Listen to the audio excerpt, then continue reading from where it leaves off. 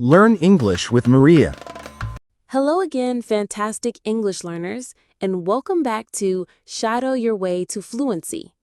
I'm Alexa, and I'm so excited to be here for episode 2 of our journey together. In our last episode, we focused on essential English phrases for university and work, building your confidence in common professional and academic settings. Today, we're taking that a step further, focusing on 2 incredibly valuable skills you'll use constantly: problem solving and decision making in English. Whether you're at university working on a group project or in your job facing a challenge, knowing how to clearly identify a problem, brainstorm solutions, discuss options, and make a decision is crucial. Remember the power of shadowing.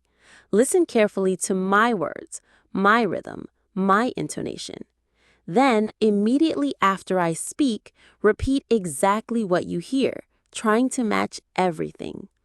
This is how you train your mouth and brain for natural, confident English.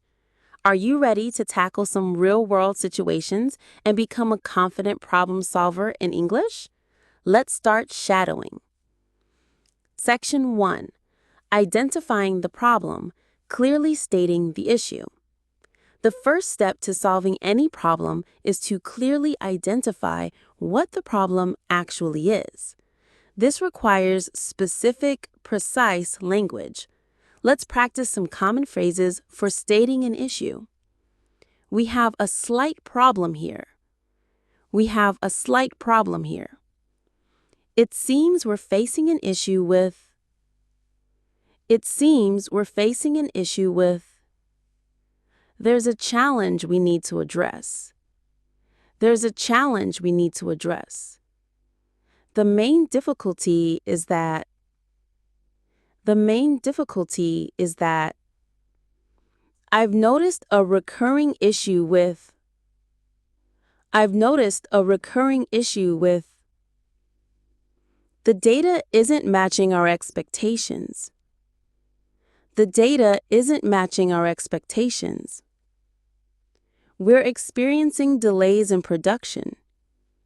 We're experiencing delays in production. The system is not responding correctly.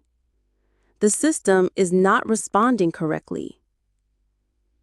Now, let's practice asking for more information or clarification when someone else is describing a problem.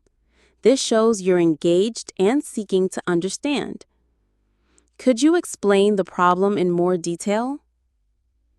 Could you explain the problem in more detail?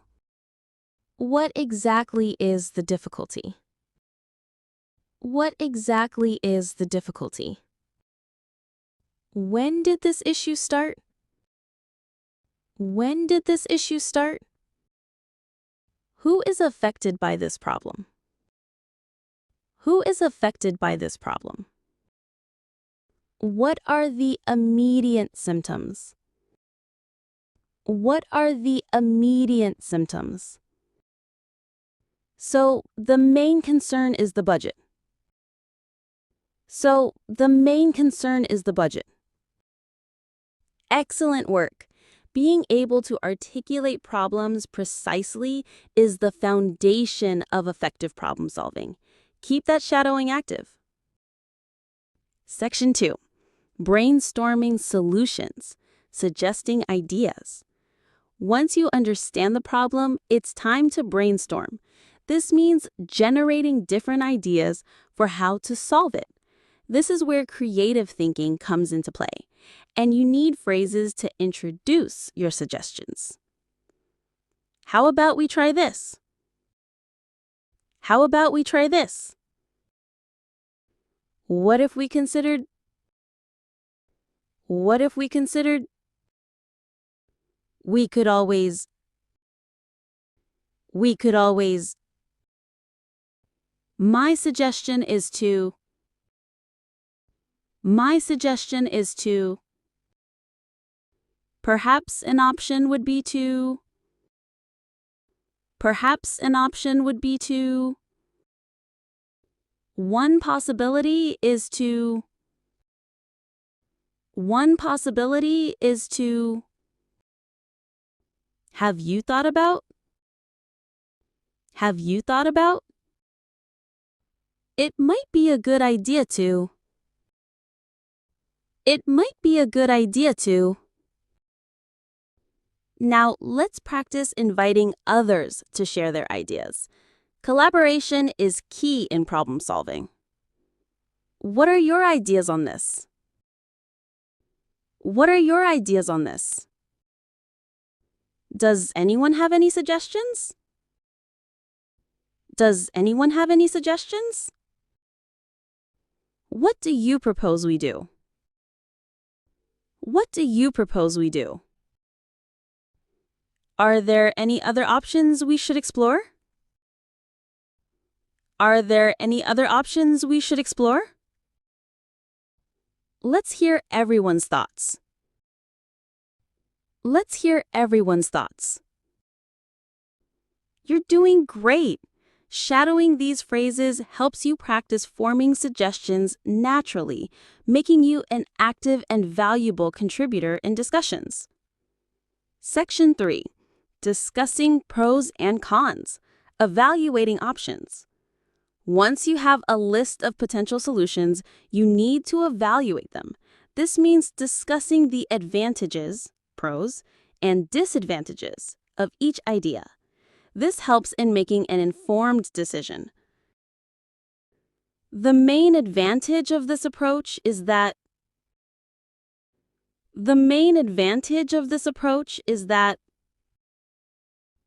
on the plus side, it's very efficient. On the plus side, it's very efficient. A benefit would be that we save time. A benefit would be that we save time. This option offers more flexibility.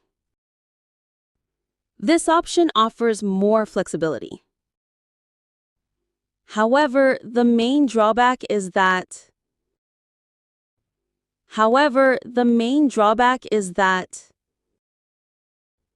on the other hand, it might be too expensive. On the other hand, it might be too expensive.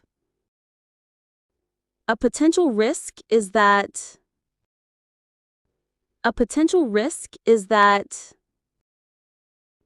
the downside is it requires more resources.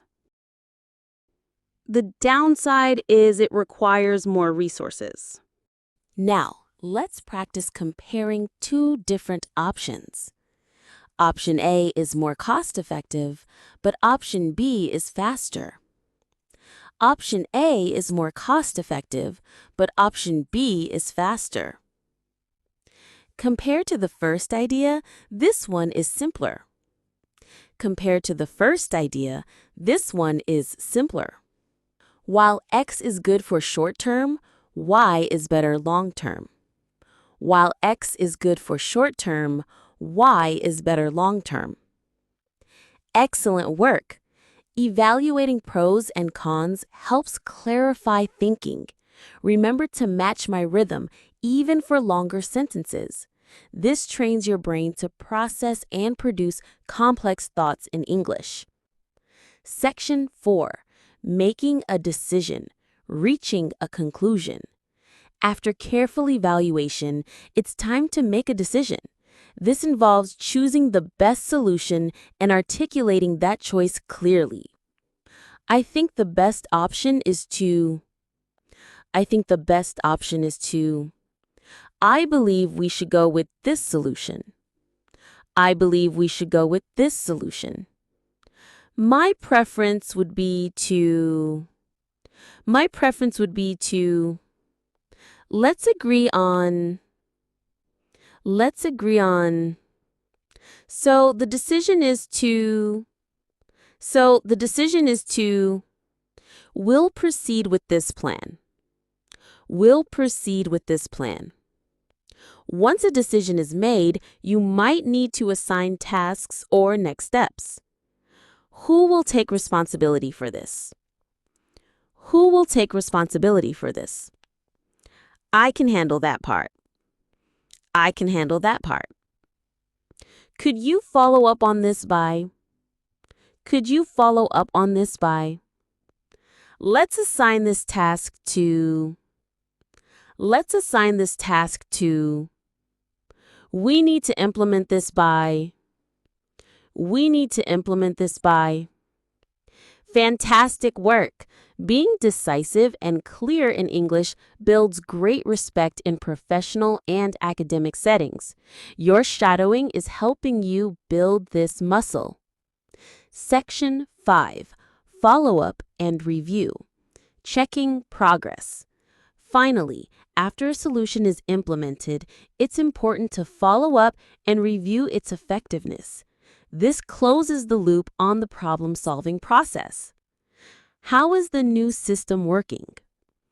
How is the new system working? Is the problem resolved? Is the problem resolved? Are we seeing any improvements? Are we seeing any improvements? What's the status of task? What's the status of task? Have you made any progress on this? Have you made any progress on this? It seems the solution is effective. It seems the solution is effective.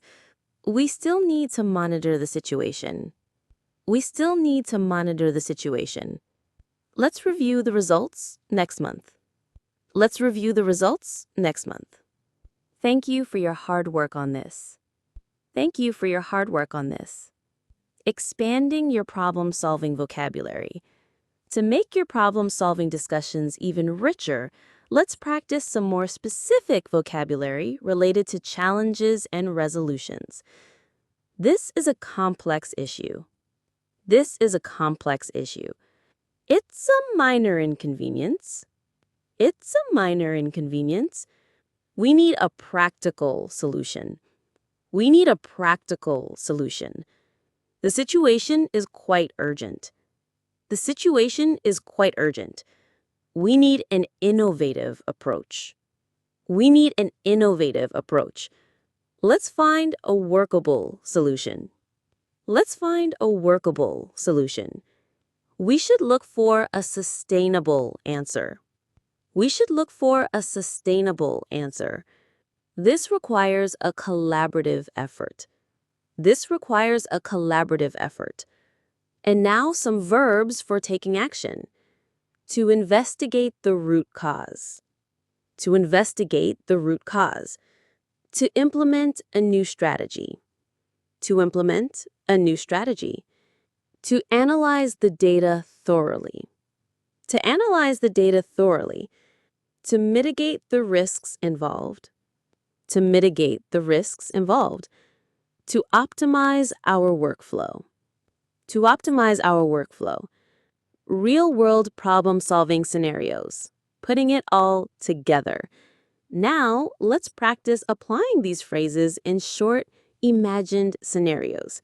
I'll describe a situation, and you can mentally or verbally shadow some of the phrases we've learned to respond. Scenario 1. Project delay. Your team project at university is behind schedule. The deadline is approaching fast. Good. Now, what if a colleague suggests a very expensive solution? How would you respond politely but express concern? Scenario 2. Software bug at work. Your company's main software has a small bug affecting customer orders. It needs to be fixed quickly. How would you propose finding a solution? After a discussion, you decide on a solution. How would you state the decision and assign a task? You're doing incredibly well. These situations require quick thinking and the ability to combine phrases. Shadowing helps you build that fluency. Continuous improvement in problem-solving English. Remember, problem-solving and decision-making in English is a skill that improves with consistent practice. Don't be afraid to try these phrases in your own internal monologue. When you encounter a small problem in your day, try to think about it and propose solutions in English. This continuous, active engagement with the language, especially through shadowing and internalizing these structures, will make you a much more effective communicator in any professional or academic context. Keep practicing. Your fluency is growing stronger with every sentence.